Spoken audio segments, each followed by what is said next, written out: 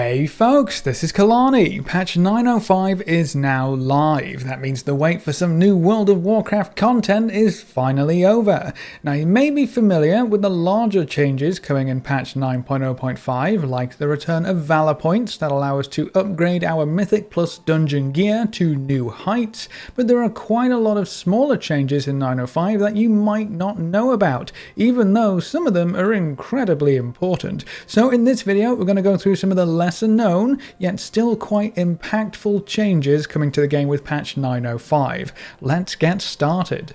First up, the Wandering Ancient Mount. It's been a while since the community was asked to vote on a special mount made just for us. If you recall, the winner of that contest was the Wandering Ancient Mount, and it was confirmed during BlizzConline that this mount would become available in patch 905. We're not too sure if we have many hoops to jump through to actually acquire the mount, but the whole idea was to vote on a mount that the entire player base would be able to receive. The one requirement mentioned was having the Shadowlands expansion, so as long as you have that, your account will probably just get this mount for free when you log in. I think they did a great job on this mount overall, and I can't wait to see the new ancient train slow walking around Oribos. This mount also changes with the season, so as the year progresses, our Wandering Ancient will change and adapt, which is a really nice touch. So whether you forgot about the Ancient, or maybe you just didn't know, this is one more thing to look forward to when the doors open up on patch day.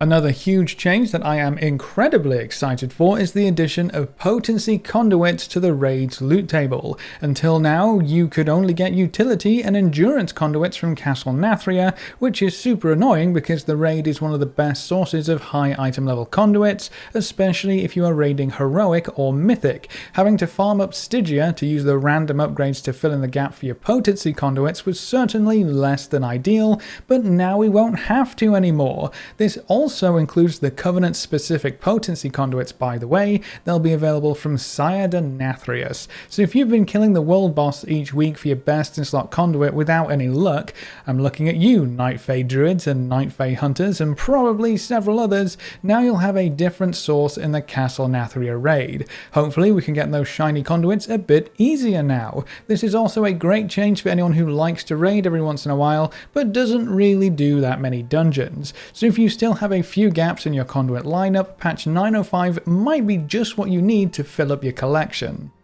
Moving on, while you hopefully know about the new Valor system being implemented in patch 905, you might not know the details about how collecting Valor works, specifically about the Valor caps that are going to be put in place. This has changed quite a few times over the PTR process, but what we ended up with seems like a good compromise. Now, the seasonal maximum Valor works in the same kind of way as the Conquest cap. Each week will increase the Valor cap by 750, so as the weeks go by you'll be able to earn more and more Valor, even if you haven't been keeping up with it. Something new about this weekly cap is that because we're already halfway through Season 1 of the Shadowlands expansion at this point, we will actually start with a Valor cap of 5,000 to get the ball rolling. That's a lot of Valor points and a lot of gear upgrades. So if you were worried that the new Valor system would take too long to provide some worthwhile upgrades, the head start on the Valor cap might be something you're interested in. Now, if you're wondering about how the 1500 cap on how much Valor you can carry at any one time will affect your Valor point grind adventures,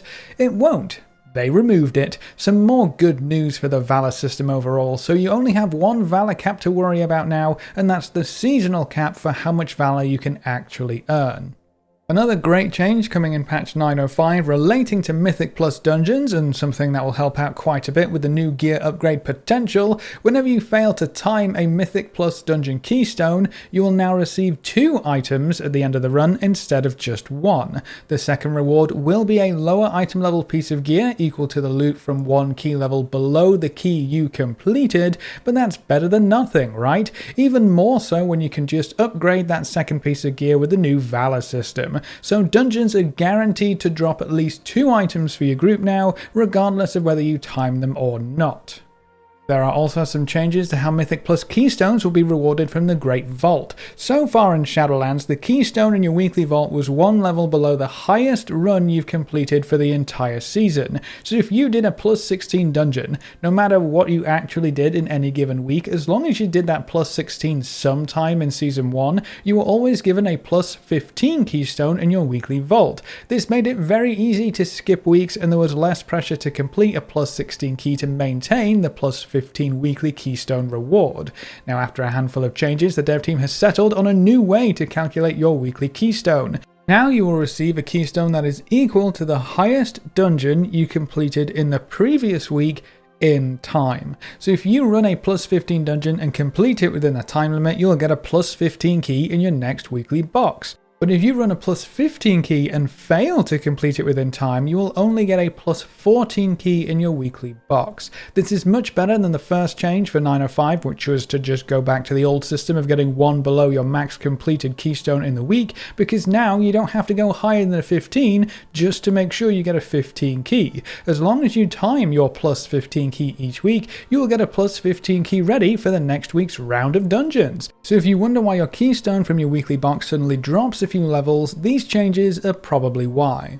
In other weekly vault news, the requirements for some gear choices have been changed slightly. Very important to keep track of if you're trying to maximize your weekly loot. On the raid row in the current patch, you are required to kill 3, 7, and 10 bosses to fill up the 3 item rewards from your weekly raid progress. In patch 905, that has been reduced to 3, 6, and 9 bosses, which means you no longer need to fully clear the raid to get that last option ticked off in your Great Vault. This is also super useful for mythic raiders who end up rotating their team in and out for certain bosses. It never feels good when you're one boss away from an extra piece of loot, so now you'll need less bosses overall to maximize your Great Vault loot. I would personally prefer to see these values decrease again and maybe adjusted for the weekly dungeon progress, but at least we know the dev team is willing to make some changes to the Great Vault requirements going forward.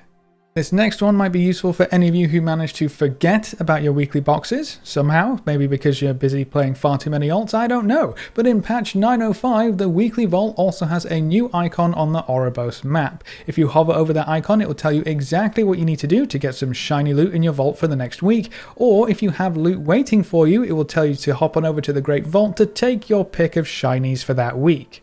If you play a lot of characters and struggle to keep track of which weekly boxes you've opened, this new icon will tell you whether you still have loot waiting for you without actually having to run on over to the Great Vault, which should save you quite a bit of time.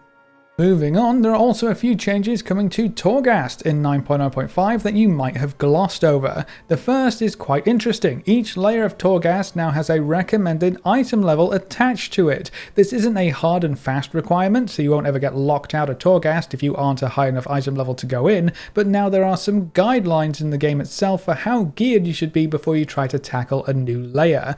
Personally, I think the recommendations are quite high. You can most definitely succeed in Torghast with a much lower item level than what is recommended, but I think this will be useful for newer players who have been trying to farm out Torghast before heading into other areas of the game. Torghast layers get significantly harder if you don't gear up along the way, and seeing as Torghast offers 0 gear rewards itself, you're going to have to take part in other areas of the game to make Torghast easier. That might not be immediately obvious to everyone, so these item level recommendations are a good addition. Now those players will have a good idea of what to aim for gear-wise before jumping up another layer of Torghast difficulty, especially if they're starting to struggle. Each Torghast wing also has a little bit of backstory tied to it now, so if you're interested in some extra small tidbits of lore, that's kinda cool too. There's another Torghast change that you might be interested in. The number of enemies on several floors has been reduced. This is going to be a bit of a double-edged sword, I guess. If you want to zoom through your Torghast runs and only care about the soul ash at the end, this will be a great change. Less enemies in your way means a faster Torghast clear, but if you want to have some fun smashing through a horde of monsters with a powerful set of anima powers, I'm afraid you're going to have fewer enemies to smash to little pieces. Less enemies could also mean fewer random anima orbs and therefore less anima powers in each of your Torghast runs, and we all know the real fun in Torghast comes from getting some interesting and powerful abilities to stomp through. I'd be curious to hear which side of this change you are on. Are you happy that there are less enemies overall in Torghast to speed things up, or do you think Torghast is going to be less fun if you don't have as many things to kill? And just in case that wasn't enough, there's also going to be a new item to collect from our trusty pal Vanari. The Broker Traversal Enhancer allows you to see and use hidden teleportation points in Torghast. This might sound kind of strange and mysterious, but what it actually does is provide portals that allow you to skip the traversable chains in any Torghast floor with them. So instead of you risking your life walking along a treacherous chain to find out there's no decent reward waiting for you on the other side, with this new upgrade item, you can just teleport back and forth, saving time and most importantly, lives. And the last Torghast change we have here is related to the Rune Carver. When patch 905 goes live, you'll notice a few changes to the user interface when you go to create or upgrade a legendary. Previously, this interface didn't really explain too much about what you need for a legendary and which parts you might be missing and why this whole thing isn't coming together. Well, now, when you talk to the Rune Carver without one of the various pieces needed to craft a legendary, a big red X will show up on the missing piece. So you can see here, I don't have a base item, and I only have one type of missive. Hovering over a red X tells you how to remedy the situation and where you can locate these missing items to craft your legendaries. Maybe not the most exciting change in patch 905, but I'm sure it's going to help some newer or returning players who haven't played around with a legendary crafting yet, which in my opinion is a great thing.